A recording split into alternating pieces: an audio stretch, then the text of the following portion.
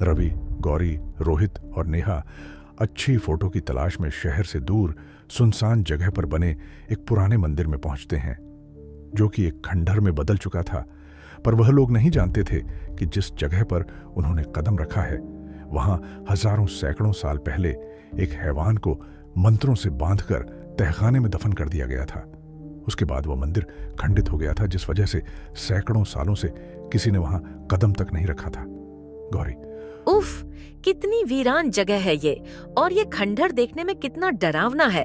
लगता है वर्षों से यहाँ कोई नहीं आया। नेहा, तुमने सही कहा गौरी, यहाँ तो सूखे पत्तों और कोहरे के सिवा कुछ नहीं दिख रहा। गौरी, मुझे तो अजीब सा डर लग रहा है। रवि हंसते हुए कहता है, तुम लड़कियों की यही प्रॉब्लम है, हर जगह डरने लगती हो। ऐसी जगह पर ही तो एडवेंचर आता है। गौरी, एडवेंचर तुम्हें आता होगा, मुझे तो अभी से बहुत डर लग रहा है। देखो ये पुराना मंदिर कितना डरावना है। नेहा, क्या हम लोग फोटोशूट करने किसी और जगह नहीं जा सकते? रोहित, तुम्हें अंदर नहीं जाना है तो तुम बाहर इंतजार करो, नहीं तो अपना मुंह बंद रखो। रवि, चलो चलो, सब अपने कैमरा और फोन निकालो। अब हम मंदिर के अंदर जा रहे हैं। जैसे ही उन लोगों ने मंदिर के अंदर कदम रखा है, चमगादड़ का एक झुंड आवाज करता हुआ उनके सिर के ऊपर से गुजर गया। लड़कियां डर गईं, उनकी चीख निकलने लगी। रोहित हंसते हुए, तुम लोग तो चमगादड़ से भी डर गई। रवि, सब लोग जरा संभल कर आगे बढ़ना। कोहरा मंदिर के अंदर भी हो रहा है, कहीं किसी की चोट ना लग जाए। नेहा, ये खंडहर अंदर से कितना अजीब है। सारे रास्ते एक जैसे लग रहे हैं, जैसे कोई भुलैया हो। खंडहर में बनी प्राचीन मूर्तियों की फोटो खींचते हुए धीरे धीरे वह लोग आगे बढ़ रहे थे कि तभी रवि, सब लोग इधर आओ। इस पत्थर पर कोई मैसेज लिखा हुआ है। गौरी, तुम्हें तो संस्कृत आती है ना, क्या लिखा हुआ है? गौरी, यहाँ लिखा है कि 600 साल पहले इस मंदिर के तहखाने में एक आदमखोर हैवान को मंत्रों द्वारा कैद किया गया था, जिस वजह से यह मंदिर शापित और अपवित्र है। सब चौंक जाते हैं। नेहा, मुझे तो पहले से ही ये जगह भूतिया लग रही थी। मेरा कहना मानो, सब लोग वापस चलो। नेहा की बात सुनते ही सब डर गए। रोहित, कोई कहीं नहीं जाएगा। अरे ये सब कहने की बातें हैं। तभी गौरी की चीख में सबको चौंका दिया। रवि, गौरी, क्या हुआ? तुम चीखी क्यों? गौरी, लगता है मेरे पैर में कुछ चुभ गया। रवि, अरे, उसके पैर से तो खून बह रहा है। जिस जगह गौरी की चोट लगी थी उस जगह के नीचे एक तहखाना था। गौरी के पैर से निकलता खून तहखाने के अंदर टपकने लगा, जिससे सैकड़ों साल से सोया हैवान जाग उठा। नेहा, अरे, ये चारों तरफ इतना कोहरा कैसे बढ़ गया? कुछ दिखाई नहीं दे रहा। तभी अचानक तहखाने का दरवाजा खुल गया और दो भयानक हाथ जख्मी गौरी के पैर पकड़कर अंदर खींच लेते हैं। गौरी की चीखें मंदिर में गूंज गईं। रवि, अरे, ये गौरी कहाँ गई? उसकी चीखने की आवाज यहीं से आई थी। रोहित, रवि, मुझे लगता है यहाँ कुछ गड़बड़ है। हमें वापस चलना होगा, पर पहले गौरी को ढूंढो। डर की वजह से सबके दिल जोर जोर से धड़क रहे थे। गौरी कहीं भी नजर नहीं आ रही थी। नेहा, कहीं ऐसा तो नहीं कि उस पत्थर पर लिखी बात सच हो और यहाँ आकर हमने बहुत बड़ी गलती कर दी हो। रोहित, तुम बेवकूफ हो क्या? आज के जमाने में भी भूत प्रेतों की बातें कर रहे हो? ये सब अंधविश्वास की बातें हैं। गौरी को ढूंढो, यहीं कहीं होगी। इससे पहले रवि और रोहित गौरी को तलाशते उन्हें नेहा की चीखने की आवाज सुनाई दी।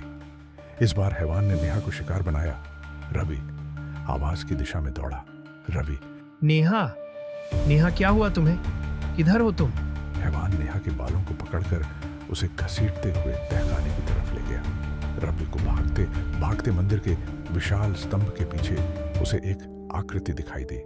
रवि डरते हुए, नेहा, तुम हो वहां पर, जवाब दो। जैसे रवि उसके नजदीक पहुंचा, उसके सामने हैवान खड़ा था। उसका भयानक चेहरा देखकर उसकी रूह कांप गई। इससे पहले रवि संभल पाता, हैवान ने उसके गले को अपने हाथों से दबोच लिया और उसे वहीं खाने लगा। रवि की चीख निकल गई। रवि की चीख सुनकर रोहित, ओह नहीं, ये तो रवि की चीज थी। आखिर क्या हो रहा है? बाहर जाने का रास्ता भी नजर नहीं आ रहा है। सारे दरवाजे एक जैसे ही नजर आ रहे हैं। एक एक करके वह हैवान का निवाला बन चुके थे। रोहित भी भागते भागते थक चुका था, पर उसे बाहर जाने का रास्ता नहीं मिल रहा था कि तभी वह हैवान रोहित के सामने आ गया। रोहित डरते हुए, यह क्या बला है, और बहुत डर गया। रोहित ने देखा उस हैवान की लाल सुर्ख आंखों से जैसे खून बह रहा था और उसके बड़े बड़े दांतों से खून टपक रहा था। रोहित, हैवान, दरिंदे कौन है तू? तूने मेरे दोस्तों के साथ क्या करा? मैं तुझे जिंदा नहीं छोड़ूंगा। हैवान धीरे धीरे कदमों से रोहित की ओर बढ़ने लगा। अपनी तरफ बढ़ते देख रोहित अपने पास पड़े बड़े बड़े पत्थर उठाकर फेंकने लगा, पर उस हैवान पर कोई असर नहीं पड़ रहा था। अचानक रोहित को तहखाने का रास्ता दिखा और वह नीचे की ओर भागा। तहखाने में पहुंचकर रोहित को तीनों दोस्तों की लाशें दिखाई दी। रोहित, हे भगवान, रवि, गौरी, नेहा, ये क्या हो गया तुम लोगों को? उठो मेरे दोस्तों, उठो। रोहित तहखाने में एक बड़े पत्थर के पीछे छुप गया। तभी उसे कुछ आहट सुनाई दी। रोहित, हे भगवान, ये हैवान दरिंदा यहाँ भी आ गया। अब मैं क्या करूं? तभी रोहित की नजर तहखाने में बनी दीवार के चित्र पर पड़ी। रोहित, इसका मतलब इस हैवान की जान इसके दिल पर वार करने से जाएगी। रोहित ने तुरंत अपने आसपास निगाहें दौड़ाई तो उसे एक भाला जैसी बनी नुकीली लकड़ी दिखाई दी। रोहित ने उसे तुरंत उठा लिया। रोहित, आज मैं इस खूनी हैवान को जिंदा नहीं छोड़ूंगा। इसने मेरे दोस्तों को मारा है। इतने में ही रोहित हैवान पर हमला करने गया तो हैवान ने उसकी गर्दन पकड़कर हवा में उठा लिया।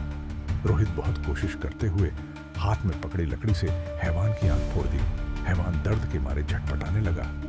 रोहित ने मौका देकर दूसरी आंख पर भी वार कर दिया। हैवान चीखने लगा। हैवान के चीखने से मंदिर की दीवारें हिलने लगीं। इससे पहले रोहित हैवान के दिल पर वार करता है।